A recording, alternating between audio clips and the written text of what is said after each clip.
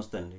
ఎప్పుడైనా సమాజం బాధితుల పక్షాన్ని నిలుస్తుందండి. మరీ ముఖ్యంగా ఏ దిక్కు లేనటువంటి వాళ్ళపైన సానుభూతి ఎక్కువగా కురిపిస్తుంది. సమాజం ఎమోషన్స్‌ను గుండెల నిండా కూడా నింపుకుంటుంది. అవసరమైన వాళ్ళకి ప్రేమను పంచుతుంది. అలాగే అరాచక శక్తులపైన ఆగ్రహం కూడా ప్రదర్శిస్తుంది.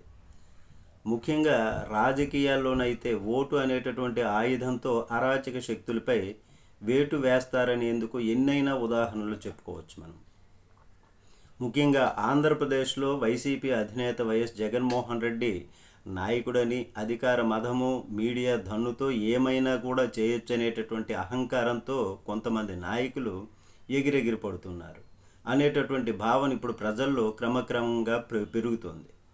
తాజాగా రాజమండ్రి రూరల్ ఎమ్మెల్యే గోరంట్ల బుచ్చయ్య చౌదరి మీడియాతో ఆయన మాట్లాడుతూ జగన్మోహన్ రెడ్డి గారి పైన అవాకులు చవాకులు పేలారు. అలాగే గోరెంట్ల నోటుకొచ్చినట్లు మాట్లాడడానికి ఒకే ఒక్క ధైర్యం అండి, అధికారము శాశ్వతము అనేటటువంటి నమ్మడం. ఖబర్దార్ జగన్ రెడ్డి, పొట్టేలు తలలు నరికినట్టు ఎవరి తలలు నరుకుతావు? నిన్ను చంపేస్తే తప్పేముంది? నీ విధానాన్ని మేము అమలు చేస్తే తప్పేముంది అని అడుగుతున్నా అని ఆయన అంటూ, అలాగే రాజారెడ్డి రాజ్యాంగంతో ప్రజలను వంచించి హింసించిన నీ తల ఎందుకు నరకకూడదు అని గోరెంట్ల బుచ్చయ్య చౌదరి ప్రశ్నించారు. ఇంకా వైఎస్ రాజశేఖర రెడ్డి, ఆయన తండ్రి రాజారెడ్డిని కూడా బుచ్చయ్య చౌదరి వదిలిపెట్టలేదు. పుష్ప 2 సినిమాలో పాపులర్ డైలాగుతో జగన్ పర్యటనలో ఫ్లెక్సీ పెట్టడం పైన రాజకీయ వివాదం రగిలింది. అలాగే చివరికి ఆ ఫ్లెక్సీని టీడీపీ కార్యకర్తే పెట్టారంటూ వైసీపీ ఆరోపించడమే కాకుండా ఆధారాలతో సహా కూడా బయటపెట్టింది. అంటే ఇది డైవర్షన్ పాలిటిక్స్ అనేటటువంటి విధంగా అర్థమవుతుంది.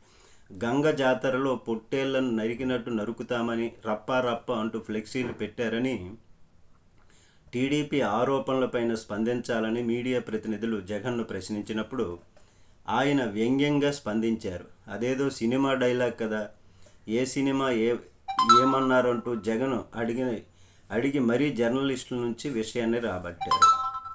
అయితే నరుకుతానని జగన్ అన్నట్టుగా టీడీపీ ఆ పార్టీని మోసే మీడియా దుష్ప్రచారం చేస్తోంది.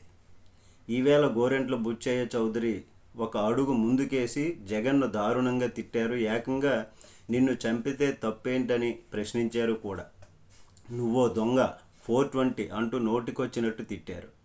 టీడీపీకి నష్టం జరగాలని కోరుకునే నాయకులు తప్ప మరెవరూ ఇలాంటి అవాంఛనీయ అభ్యంతరకర వ్యాఖ్యలు చేయరు.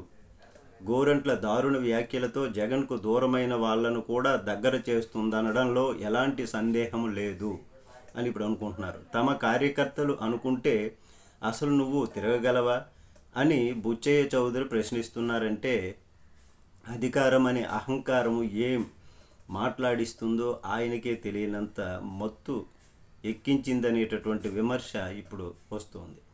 జగన్ను ఎంత ఎక్కువ తిడితే వైసీపీకి అంతగా రాజకీయ ప్రయోజనం కలిగిస్తామనే స్పృహ లేక అవాకులు చెవాకులు పేలుతున్నారా, లేక సీఎం చంద్రబాబు, మంత్రి నారా లోకేష్ గుడ్ లుక్స్ పడి ఏవైనా ప్రయోజనాలు పొందాలని ఆశిస్తున్నారో వాళ్ళకే తెలియాలి.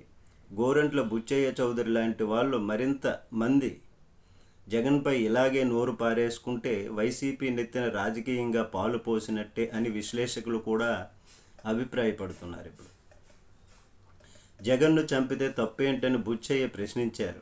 కానీ అత్యంత సీనియరు, అది కూడా రాజకీయ చరమాంకంలో ఉన్నటువంటి తనకు ఇప్పటికైనా మంత్రి పదవి ఇస్తారనే ఆశతో గోరంట్ల బుచ్చయ్య చౌదరి హద్దులు దాటి మాట్లాడారో ఆయనకే తెలియాలి.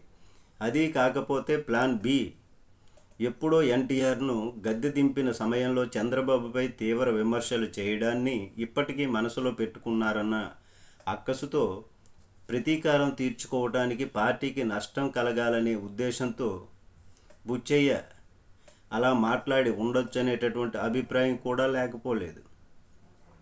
కొన్ని వర్గాల ప్రజలకు దివంగత నేత వైఎస్ఆర్, ఆయన కుమారుడు వైఎస్ జగన్ అభిమాన నాయకుడనే విషయాన్ని టీడీపీ నాయకులు గుర్తుపెట్టుకొని జాగ్రత్తగా మాట్లాడితే వాళ్ళకే మంచిది. ఇదే సందర్భంలో గోరంట్ల బుచ్చయ్య చౌదరికి అదే రేంజ్లో కౌంటర్లు ఇవ్వడం కాకుండా మరింతమంది జగన్ను తిడితేనే రాజకీయ ప్రయోజనం ఉంటుందని వైసీపీ గుర్తించాలి. నమస్తే.